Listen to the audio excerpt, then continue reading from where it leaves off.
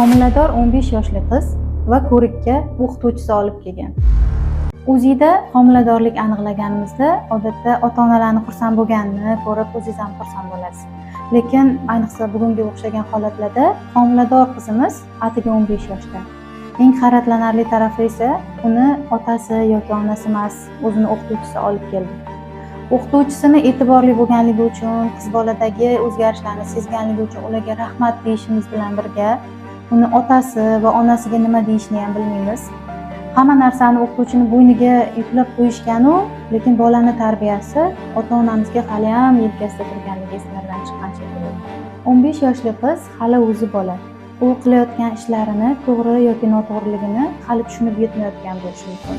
Va bolalarni to'g'ri yo'lga yo'naltirish esa faqatgina o'qituvchilarning emas, ota-onalarning ham bo'ynida.